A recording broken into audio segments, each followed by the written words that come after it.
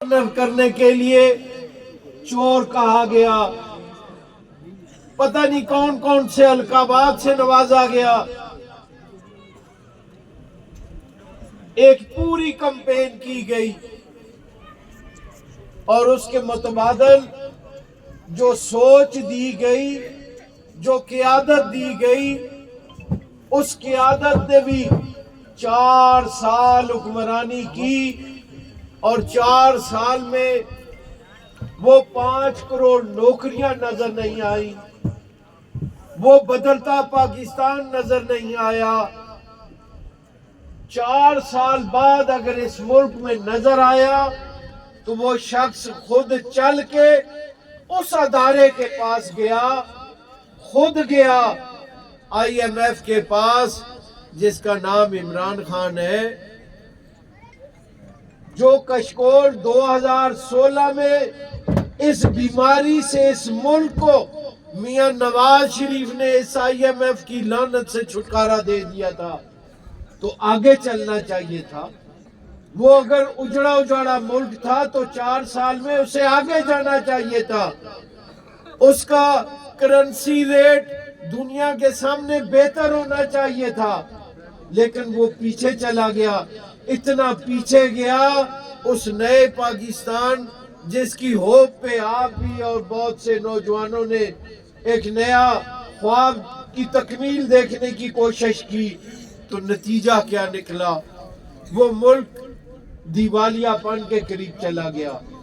اور اس IMF کے پاس جہاں ان کی ڈکٹیشن سے دال روٹی کے بھی ریٹ مقرر کرنے کے پابند ہوتے ہیں، لہذا ان حالات میں اور اس اسٹیبلشمنٹ کو آج گالی دی جا رہی ہے، اس مسلح افواج کو اور اداروں کو جن کا ان کا بڑا لیڈر برملات نیشنل چینل پہ یہ کہتا تھا ہاں میری اسمبلی کا کورم بھی یہ پورا کرتے ہیں، ہاں ٹیلی فون ریکارڈ کرنا درست ہے چونکہ ملک کی بقا اور سلامتی کا مسئلہ ہوتا ہے۔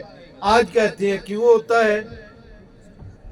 آج کہتے ہیں یہ اس وقت کہا جاتا تھا کہ نیوٹرل جانور ہوتا ہے، اسٹیبلشمنٹ کو رول ادا کرنا چاہیے۔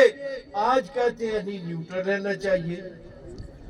یو ٹرن کی جو اصل اصطلاح ہے وہ تو لوگوں کو پتہ ہی تب چلا ہے کہ جب بار بار ایک بات اپوزیشن میں ہوتے ہیں تو کہی جاتی ہے، اقتدار میں آتے ہیں تو یو ٹرن لے لیا انہوں نے۔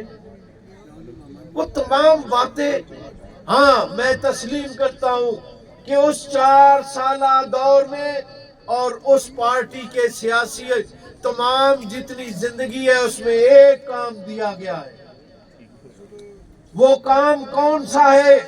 میں تسلیم کرتا ہوں کہ میرے ملک کے جوان بچوں کو گمراہی کے بدتمیزی کا درس دیا گیا، اور جس نے سب سے بڑھ کر سوشل میڈیا میں اور پبلک میں کھڑے ہو کر توہین محض الفاظوں کا سہارا لیا، اسے اس قیادت کی طرف سے شاباش ملی۔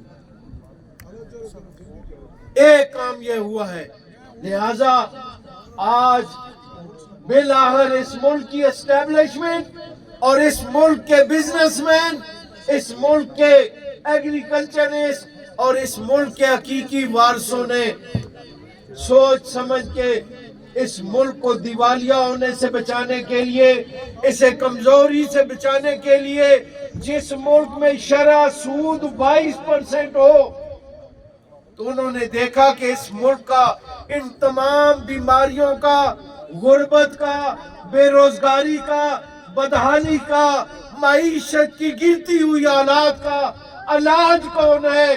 تو بالآخر ان ساروں نے یہ سوچ کے کہا ایسی تمام بیماریوں کا اگر کوئی سوچ اور حل اور علاج اور ویژن ہے تو وہ میاں محمد نواز شریف، وہ مسلم لیگ نون ہے۔ تو آج مسلم لیگ نون ان حالات میں ایک دفعہ پھر اس ملک کو سنبھالا ہے جس میں آپ نے دیکھا ایک وہ وقت تھا جب 13 میں یہ ملک میاں محمد نواز شریف آیا اجڑا اجاڑا ملک تھا، دہشت گردی عام تھی، بازار، عبادت گاہ، مسجد، مندر، امام بارگاہ، تمام کے تمام سکول، اسپتال غیر محفوظ تھے۔ مائیں بچوں کو بستہ لگا کے پیار سے کنگھی کر کے سکول بھیجتی تھی، واپسی پہ ان کے دھماکوں کی آواز آتی، مائیں بلبلاتی بچوں کے لیے جاتی، بچوں کی لاشیں شکلوں سے نہیں پہچان سکتی تھی، وہ جوتوں اور کپڑوں سے پہچانتی تھی۔ وہ اجڑا اجاڑا خون آلود روتا پاکستان۔ پھر ہمیں میاں محمد نواز شریف نے کہا کہ اے میرے پاکستانیوں، یہ اجڑا اجاڑا روتا بلبلاتا خون آلود اندھیروں میں ڈوبا ہوا پاکستان مجھے دے دو، جس میں 18 گھنٹے کی لوڈ شیڈنگ ہوتی تھی، روزگار ناپید تھے، یہ میرے ذمہ کرو۔ میں آپ سے وعدہ کرتا ہوں، میں آپ کو 18 میں روشن پاکستان دوں گا۔ آپ روتا ہوا مجھے دو، میں مسکراتا ہوا واپس کروں گا۔ کیا آیا اس میاں نواز شریف کی اس حکومت میں؟